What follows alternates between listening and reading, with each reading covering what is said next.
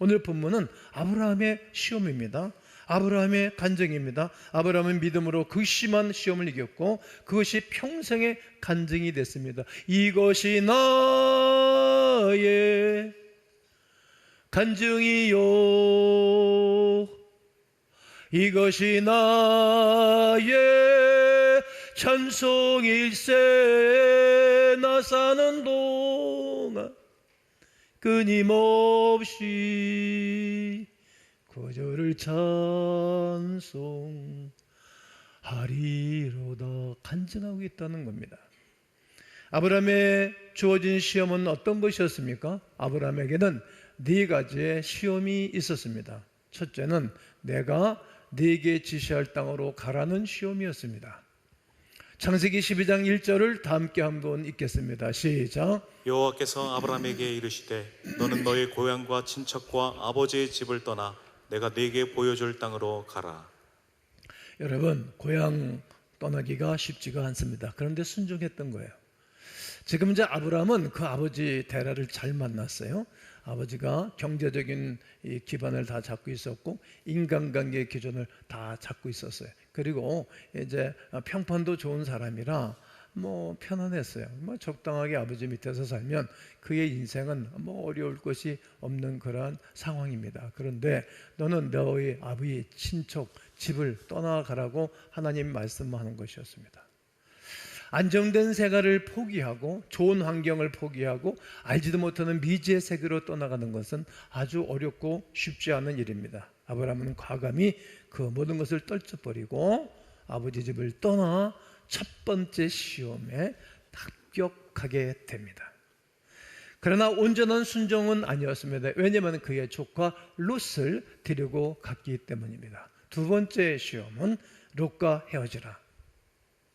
여러분, 이방 땅에 가서 다른 타지에 가서 사는 가운데 피부치라고는 이 조카 롯 하나뿐입니다. 얼마나 정겹지 않겠어요?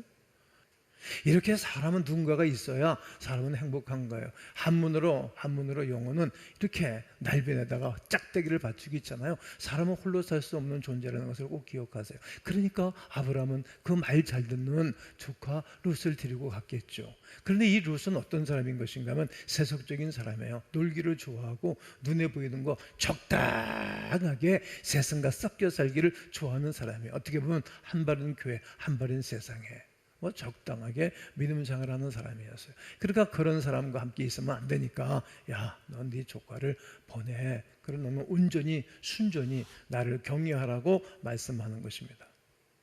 사실 롯은 고향을 떠나올 때 청산할 대상이었지요. 정이 많은 아브라함은 항상 롯을 데리고 다닌 것이 문제였습니다. 그러니까 이 사사로운 정을 끊으라는 것입니다. 사사로운 정. 갈라디아서 5장 24절에 그리스도 예수 안에서 갈라디아 백성들에게 정을, 욕심과 정을 끊으라고 말씀하시듯이 끊어내는 것입니다. 역시 아브라함은 두 번째 시험에 통과를 하였습니다. 세 번째는 이스마엘을 내보내라는 말입니다. 사라에게서 얻은 아들은 아니지만 사라의 몸종 하갈에게서 낳은 아들이 이스마엘이었습니다. 사실 아브라함에게는 장자였고 첫 번째 아들입니다. 그런데 이 아들을 쳐내려는 거예요. 왜냐하면 이 일은 하나님의 약속을 믿고 하나님의 약속을 따라 기다리다가 얻은 아들이 아니고 인간적인 속단으로 말미암아 인간적인 생각으로 결혼을 하여 낳은 아이이기 때문입니다. 우리는 하나님의 약속을 바라보며 살아가는 사람들입니다. 그러나 하나님의 약속에는 반드시 때가 있습니다. 할렐루야. 조급함 때문에 하나님보다 먼저 앞설 때에 철저한 실패와 아픔을 경험하게 된 것을 성경을 통해서 아브라함의 실수를 통해서 알 수 있게 됩니다. 하나님께서는 아브라함에게 분명히 약속했지 않습니까? 앞으로 너에게 아들을 낳게 할 거라고. 그런데 약속이 늦어진다고 생각하자 조급함 때문에 인간적인 생각과 인간적인 판단을 하고 인간적인 행동을 하였습니다. 보이지 않는 실패의 씨앗을 심어놓은 것입니다. 여러분, 우리가 잘못 심어놓은 씨앗은 언젠가는 부메랑이 되어서 우리에게 돌아오는 것입니다. 돌아오고 난 다음에 그 열매를 걷는 거예요. 좋은 것을 심어놓으면 좋은 것이 돌아오고, 악한 것을 심어놓으면 악한 것이 돌아오고, 선을 심은 선이 돌아오는 거예요. 믿음으로 심어놓으면 은혜가 반드시 돌아올 것이고, 그리고 세속적인 것을 심어놓으면 반드시 세속적인 것이 돌아오는 것입니다. 인생은 부메랑이기 때문입니다. 던져놓으면 다시 돌아오기 때문입니다. 실패의 씨앗은 반드시 열매를 맺어 본인을 괴롭히는 것입니다. 아브라함에게 이스라엘을 내보내는 것은 이삭을 바치는 것만큼 아프지는 않지만 피부치인 아들과 헤어지는 고통은 이루 말할 수 없었을 것입니다. 그러나 하나님이 그리면 안 된다고 말씀하시니 세 번째 시험도 정정당당하게 분명하게 확실하게 통과하게 됩니다. 네 번째는 네 아들 이삭을 번제로 드리라는 명령입니다. 약속에 실어받은 그 아들 얼마나 귀하고 얼마나 놀라웠겠습니까? 그런데 이 말씀은 하나님 앞에 절대 순종하고 품는 아브라함의 시험이었습니다. 여러분, 아브라함은 이삭을 데리고 모리아 산으로 올라갔습니다. 말씀대로 갔습니다. 단을 쌓고 나무를 포개 놓고 그 위에다가 놓을 짐승이 없는데 이제 그 아들 이삭을 번제로 드리기를 준비를 다 해 놓았습니다. 칼을 잡고 목을 치려고 할 때였습니다. 하나님이 아브라함을 부르시면서 준비한 수양을 제 번제를 드려서 그 하나님이 바라보시면서 네 번째의 시험을 통과하게 됩니다. 가장 소중한 것을 드릴 수 있는 사람인지 하나님은 테스트를 한 것입니다. 그러면 하나님께서는 아브라함을 왜 시험하셨습니까? 그럼 시험 안 하면 좋을 텐데 왜 그렇게 개인적으로 가정적으로 시험을 많이 치르겠는지 어떤 일입니까?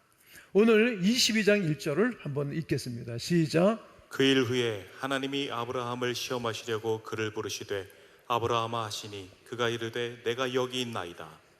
22장 1절에 보면 노란 컬러로 쳤냈잖아요. 그 일 후에, 그 일 후에가 어딘가 하면 전에 어떤 그 스토리를 말하는 거예요. 스토리를. 그리고 새롭게 전개되는 이야기예요. 그럼 어떤 일입니까? 이삭을 낳은 이후, 이런 뜻이에요. 야, 이삭 아들을 낳고 난 다음에 하나님이 말씀하시는 거예요. 창세기 21장을 보면 하나님께서 아브라함에게 약속하신 대로 이삭을 선물로 주셨습니다. 그때 아브라함의 나이 100세, 그의 나이의 사례는 90세였습니다. 그런데 100세의 아들을 낳고 그 아이가 커가는 모습을 바라보고 얼마나 예뻤을까요? 그런데 그 여호와께서 이르시되 내 아들 내 사랑하는 독자 이삭을 데리고 모리아 산으로 가서 내가 네게 일러준 한 산 거기서 그를 번제로 드려라. 지금 이 말씀을 깊이 묵상하고 생각해 보면 지금 아브라함은 그 하나님이 자기에게 그 아름답고 예쁜 아들을 주셨는데 지금 하나님은 안식에 없는 거예요. 하나님이 자기 머리에 없는 거예요. 마음에 없는 거예요. 그냥 관론적이에요. 지금 누구에게만 집중하고 있어요? 지금 그 아들 이삭에게만 집중하고 있는 거예요. 그러니까 지금 이삭이 아브라함에게는 우상화되고 있는 거예요. 우상화. 제일 사랑하는 거예요. 이 세상에 이삭만 보면 부끄럽게 것이 없고 아쉬운 것이 없고 아쉬운 게 없는 거예요. 지금 이삭이 우상화되고 있는 것을 하나님이 아신 거예요. 몇 년 전에 지용근 대표가 우리 교회 와서 강의를 했는데 3년 전만 하더라도 우리 한국 사람들 모든 사람들이 당신의 가치가 어디입니까? 그러면 모든 분들이 가족이라 그랬어요. 가족. 근데 요즘은 당신의 가치가 1순위가 뭐니까 돈이야. 돈의 사람들이 돈이 우상이 된 거예요. 이처럼 지금 아브라함은 그 나이 100세 됐을 때 그 자기 아내가 90세 됐을 때 그 낳은 아들을 바라볼 때 그가 감사하고 감격하고 하나님께 영광 돌리기보다는 그가 지금 우상화되고 있다는 거예요. 우리 인생에 있어서 가장 소중한 것이 무엇인지, 내 삶의 1순위가 무엇인지를 점검하면 좋겠습니다. 자신에게 보이지만 아브라함은 이삭을 드리라는 명령에 순종을 합니다. 아멘 준비해 보세요. 아멘 크게 해보세요. 아브라함에게 이삭이 최고가 아니라 하나님이 최고였습니다. 이삭이 먼저가 아니라 하나님이 먼저입니다. 이삭이 1번이 아니라 하나님이 1번입니다. 이삭이 내 소유가 아니라 하나님이 내게 주신 것입니다. 이삭이 내 것이 아니라 하나님이 내게 맡기신 것입니다. 아브라함은 시험 받을 때에 믿음으로 이삭을 드렸으니 아브라함이 이렇게 시험을 받을 때에 믿음으로 드렸다 17절은 말하는 거예요. 그는 약속들을 받은 자로 돼 그 외의 아들을 드렸느니라. 외의 아들, 하나밖에 없는 그 아들을 드렸다라고 말합니다. 이런 결단을 했을 때 아브라함의 믿음의 순위가 회복이 된 거예요. 전에는 아들에게 인간적인 것에 거기에 그렇게 모든 것이 가 있었는데 이제는 믿음의 순위가 바뀌었어요. 하나님이 내게 말씀하시니 물이 변하여 포도주 되고, 하나님이 내게 말씀하시니 바디메어가 눈을 뜨고, 하나님이 내게 말씀하시니 죽은 나사로가 살아나는 이 초점으로 완전히 바뀐 것입니다. 아브라함은 하나님 제일주의로 살게 되었습니다. 하나님께서 아브라함의 귀한 믿음을 자꾸만 밖으로 끌어내고자 싶으셨던 것입니다. 홀로 움켜쥐고 살아가는 그를 바깥으로 이끌어내는 거예요. 대중 앞으로 끌어내는 거예요. 지금 저는 대중 앞으로, 광음교회 대중 앞으로 아브라함을 계속 끌어내고 있듯이 말입니다.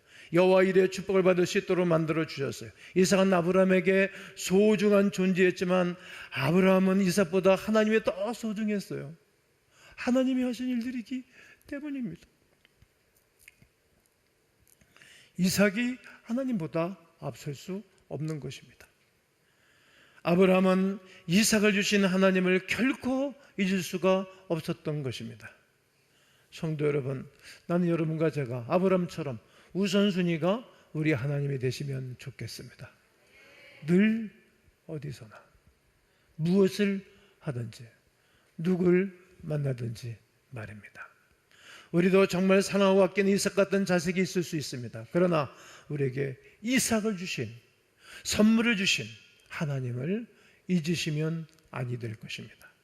하나님께서 우리에게 건강을 주셨지요. 그런데 건강 때문에 세상 일만 주도하고 살고 그 건강을 가지고 하나님이 싫어하는 행동을 하고 산다면 얼마나 하나님이 힘들어하실까. 우리에게 하나님이 직장을 주셨습니다. 그러나 하나님이 주신 직장 때문에 오히려 주의를 온전히 지키지 아니하고 하나님을 경외하는 데 방해가 된다면 얼마나 하나님이 슬퍼하실까 생각해 봅니다.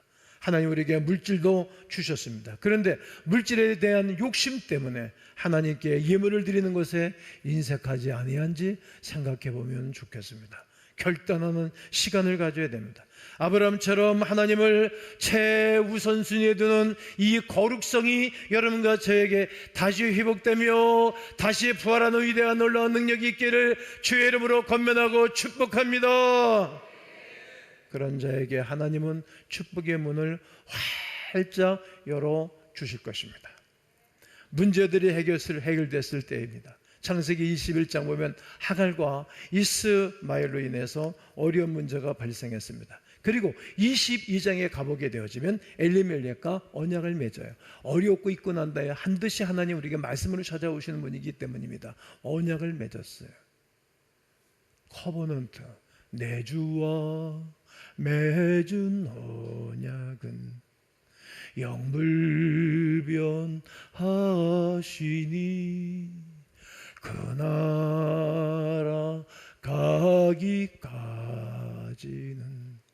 늘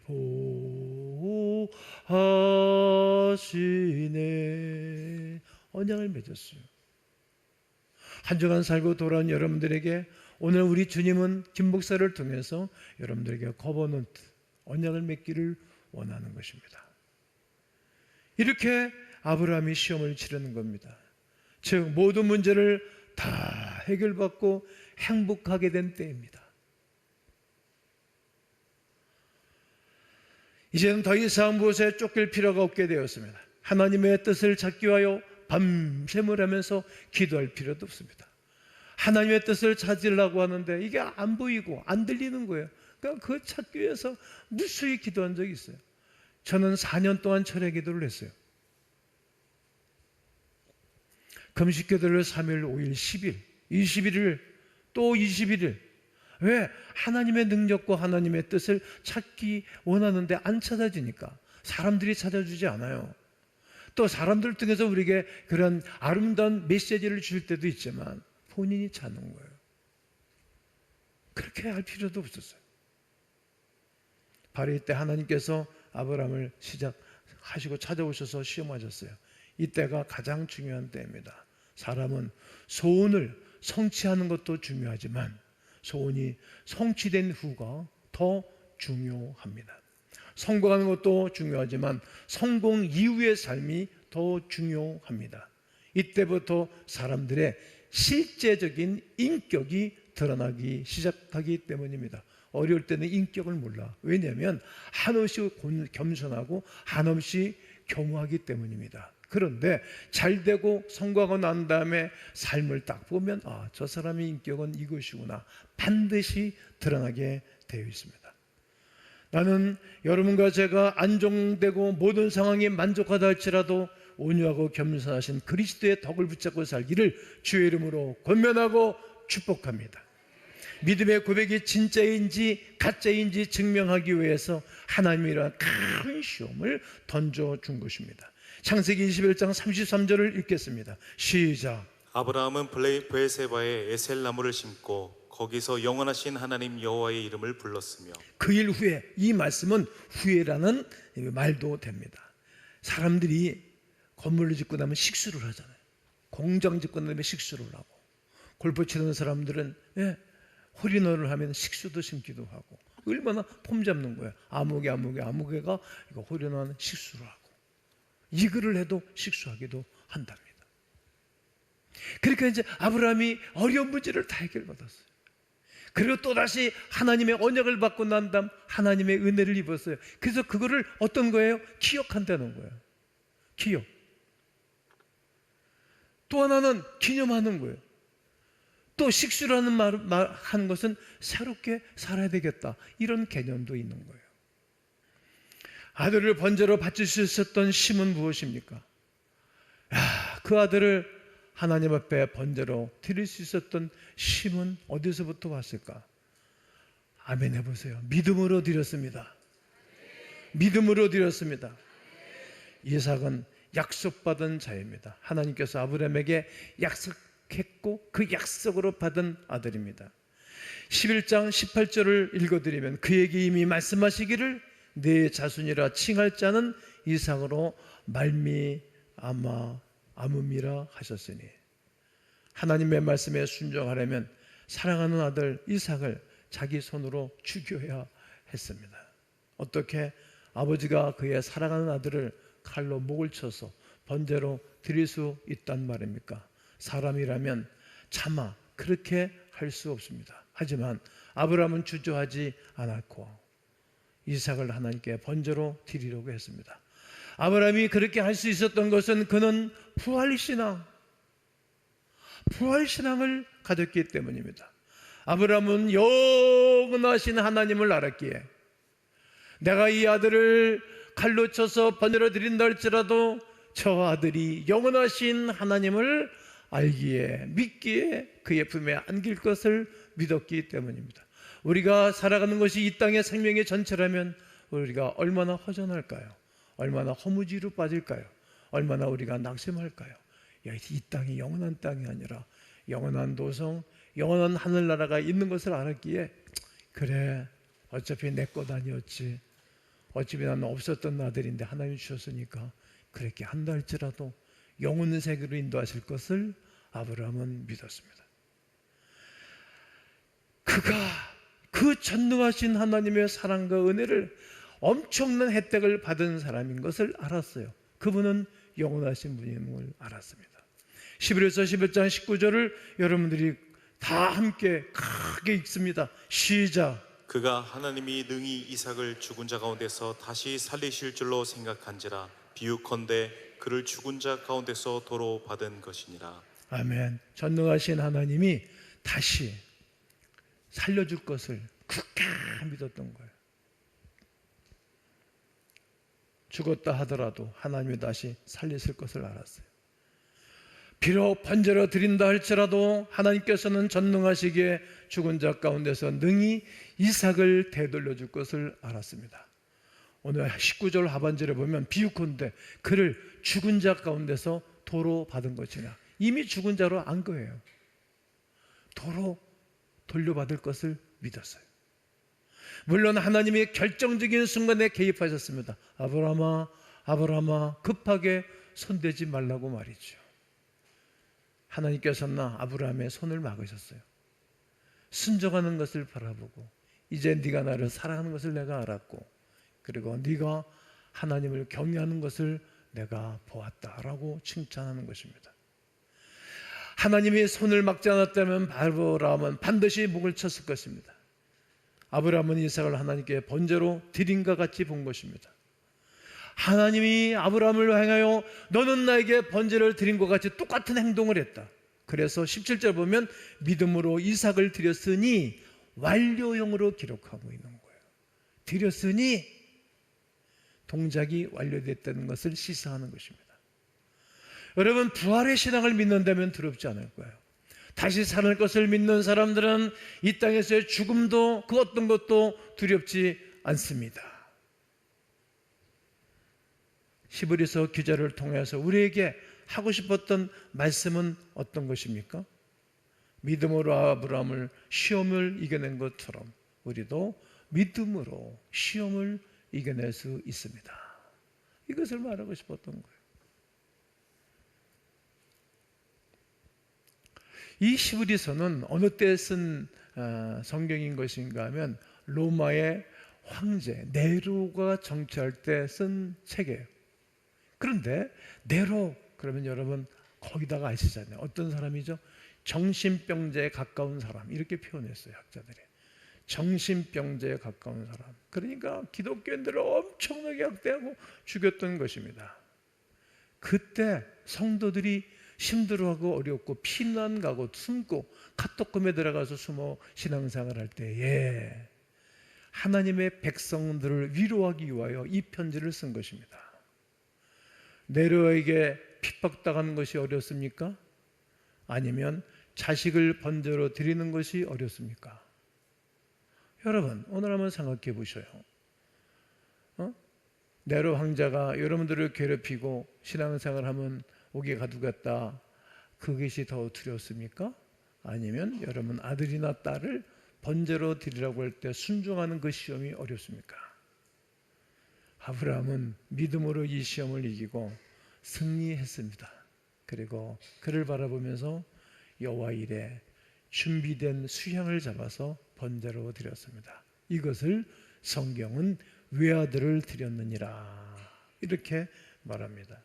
이 사건은 그리스도의 예표입니다. 로마서 3장 25절을 읽겠습니다. 시작. 이 예수를 하나님이 그의 피로써 믿음으로 말미암는 화목제물로 세우셨으니 이는 하나님께서 길이 참으시는 중에 전에 지은 죄를 간과하심으로 자기의 의로우심을 나타내려 하심이니. 이 사건은 하나님의 사랑을 가르쳐 준 것입니다. 하나님의 사랑. 외아들로 이 땅에 오신 독생자 예수 그리스도를 이 땅에 보내시고 34년 동안 젊은 나이에 고생을 엄청나게 하고 수없는 사랑을 베풀어 주시지만 맨날 죽이려고 그러는 거예요. 이 바리새인들이, 제사장들이. 결코 인간 재판관에게 재판을 받고 고난을 당하고 매를 맞고 걸브리 산에 올라가서 양손과 양발에 대못을 받고 십자가 박혀 죽는 거예요. 물과 피를 다 쏟고 옆구리에 창자국을 찍어서 물과 피를 다 쏟게 했습니다. 이것이 바로 자기 아들 예수 그리스도를 이 땅에 버림받고 그가 죄가 없기에 부활하사 그를 믿는 자들에게 모든 사람이 구원을 받게 하는 그리스도의 예표가 독생자 이삭을 번제로 드린 사건입니다. 이 사건을 통해서 우리에 대한 하나님의 사랑을 확증하게 됐습니다. 그러므로 사랑하는 성도 여러분, 아브라함이 그 어려운 시험을 이겨내고 하나님이 그를 받으시고 그에게 은혜를 베풀어 주시는 그 간증을 하듯 여러분들은 어떤 시험이 있으십니까? 그 시험 주님께 내어드리고 기도하면서 그리스도께서 여러분들을 살리시고 회복하는 그 은혜를 간증하면서 또다시 예수 그리스도의 사랑의 능력을 증거하며 승리하게 되시기를 주님의 이름으로 축원합니다.